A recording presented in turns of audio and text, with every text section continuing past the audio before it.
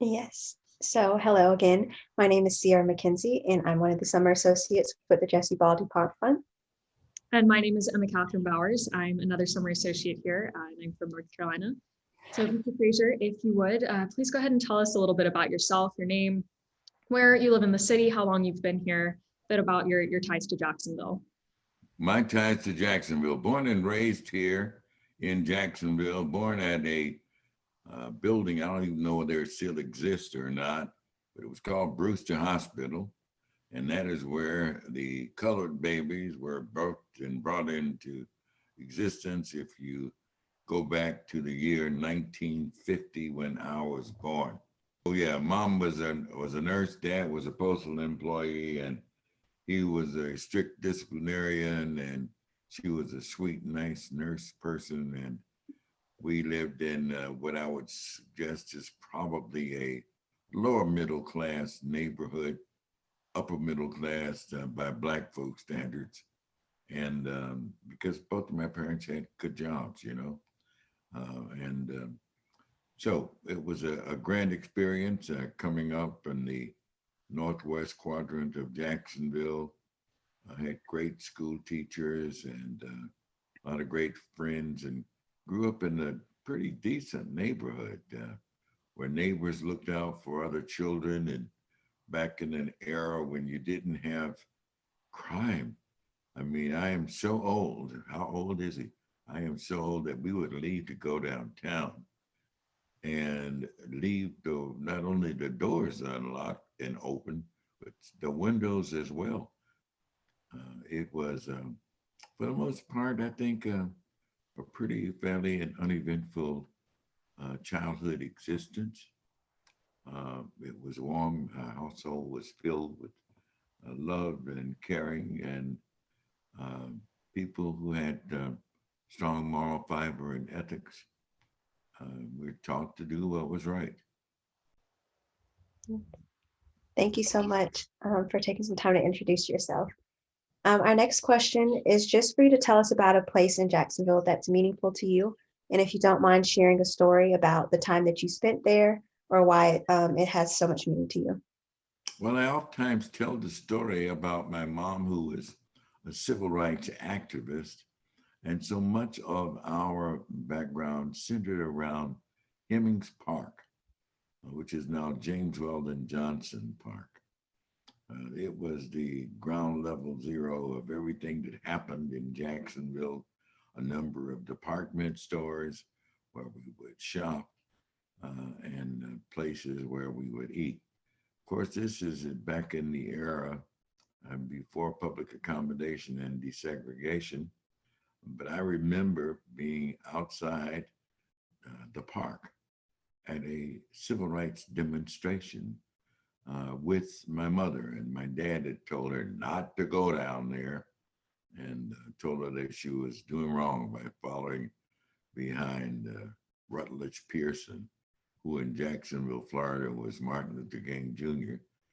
But dad had told her not to bother with either one of them, but she didn't listen. And she would take me with her. So with reference to your question, I remember standing in front of Morrison's cafeteria where Black people could work but could not eat. In fact, my mom had worked there at one period of her life. And we were at a demonstration, and I distinctly remember members of the Ku Klux Klan coming by dressed out in all of their robes and their hoods and being afraid. But my mother looked down to me, held my hand and said, "Benny, don't be scared. They ain't gonna do nothing." And I remember that. And so it is so very different to sit here now as a civil rights activist to remember that occasion, which occurred literally 60 years ago to this moment. Absolutely. Thank you for sharing that story, Mr. Frazier. If you wouldn't mind sharing a few more, we're very interested, you've touched on this a bit, but about the neighborhood that you live in. So if you could tell us about how it's unique, what's special about the people who live there, if you have a story that you think illustrates that. And as well, if you could tell us a little bit about your lived experiences in your neighborhood versus how it might be perceived by other people and how those two contrast. Well, the reality is that we lived in what, by today's standards back then, would have been an upper middle class neighborhood. Little 3-bedroom, 2 bathhouses, and but nice neighborhood because the people had good jobs. We had fun with each other. We had good neighbors who did fun things. We made candy apples, and we picked blackberries, and made blackberry doobie, and we had BB guns, and we shot birds, and we came back home and plucked the birds, and mom cooked them. And it was that kind of a lived experience where people were proud to be from College Circle and College Gardens off of Kings Road down the street from Edward Waters College, which is where I was raised. But yeah, that's what it was like growing up, and going to the neighborhood store and buying cookies and candy and sneaking it into school, playing with fireworks and cherry bombs and firecrackers and sparklers. So that's what kind of neighborhood it was. Roller skating on Christmas Day, or riding a bicycle, a new bicycle. It was a pretty good experience, all in all, and we're very thankful that we were raised in that kind of household and neighborhood. Our next question for you is a little bit shifting focus. It's what frustrates you about Jacksonville, and what is something you would change if you could? What frustrates me about Jacksonville? Well, what frustrates me about Jacksonville is the systemic racism and attitude of white supremacy that still pervades. Yeah, to know about economic injustices like redlining, which began in the 1930s, and to know that they still exist today.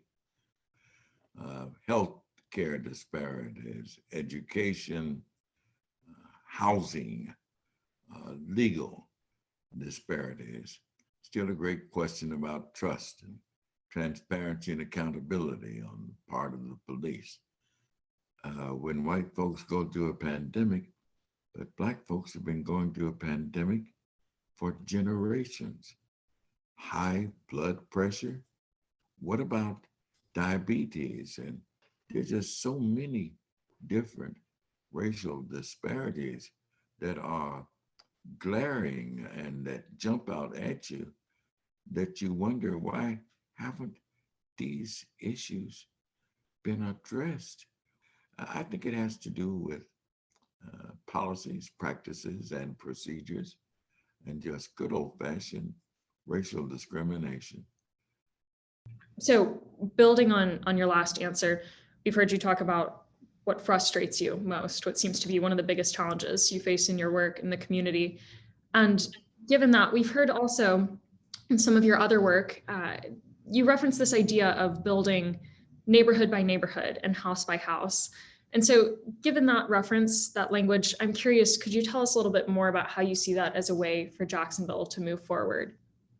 Well, I just think that there is a need for honesty. In the words of a great writer, James Baldwin, everything can be changed, but nothing can be changed unless it is faced. So there's a need for us to face the truth. We must tell the story about the Trail of Tears and Andrew Jackson, whom the city is named after. The man was a mass murderer. There's still people to this very moment who refuse to digest that, process that, accept that, and to simply tell it like it is. So I suggest that what we do is try to do a better job of loving each other and treating each other fairly, And I think that can happen if we use truth as the model and love as the principle.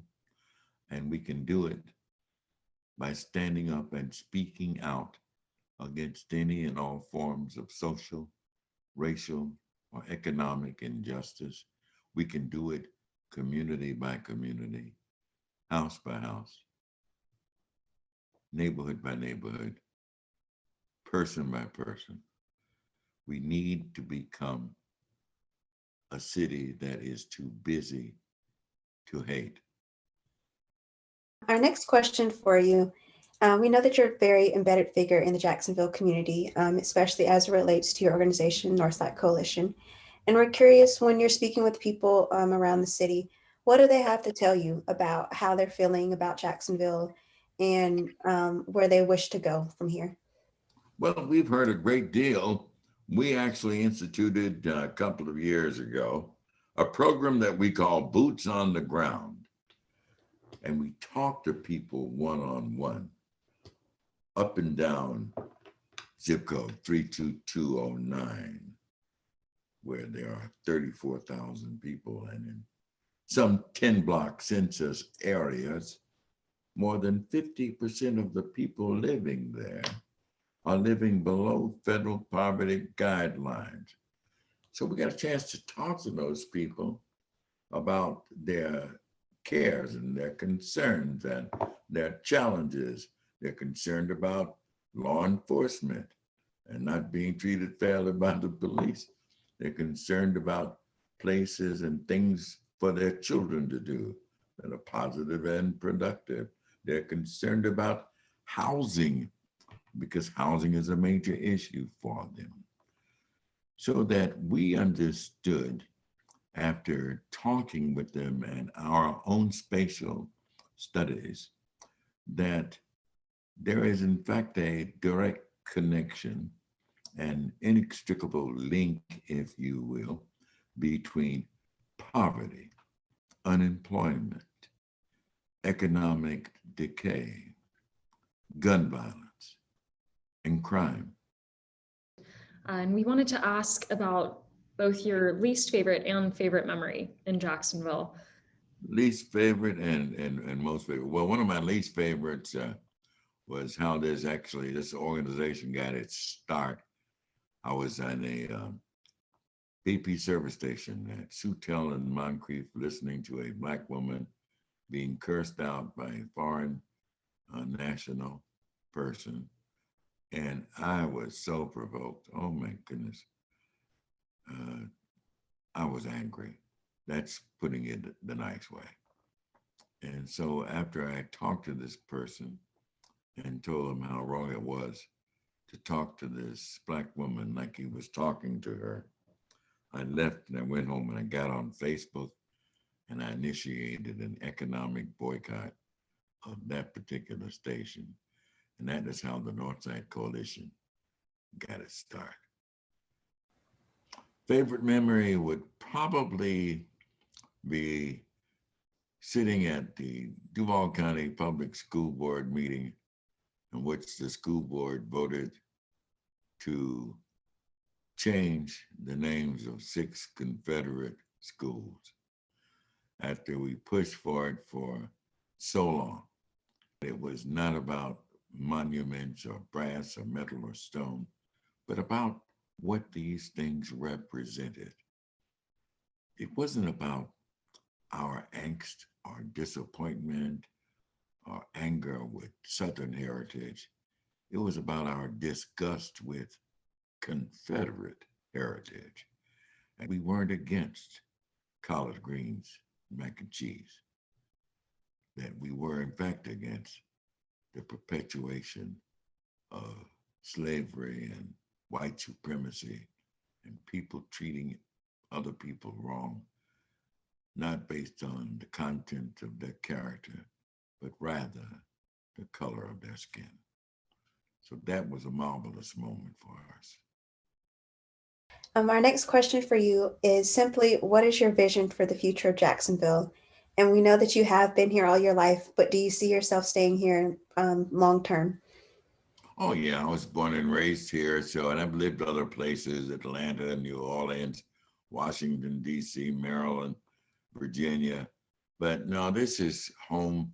I love backyard barbecues and I like low country boils and fishing on the St. Johns River and all the things that make Jacksonville what it is in terms of the river city. This is a great city. I just think it's time for us to move into the sunlight of a brand new day. We need to care about each other. Mine is a message of telling it like it is, but above and beyond anything else, my message is about love for all people. The last thing that we wanted to ask you is a very open-ended question, and we're very excited. We've heard a wide range of answers to this question. And very simply, it is to describe Jacksonville in one word. So what is Jacksonville to you? And if you could, after giving us the one word, give us a brief explanation of why it is that you chose that word. Jacksonville, in my own estimation, is a city of hope. We have it within the confines of our own embrace, in our own hands, an opportunity to either shoot ourselves in the foot and continue as a sleepy southern town with live oak trees draped in Spanish moss and the smell of magnolia and honeysuckle, or we can become a thriving commercial metropolis, a city that is too busy to hate. It is my hope that the people of Jacksonville will choose the latter and will choose progress. And for Jacksonville, I believe in my heart that there is hope.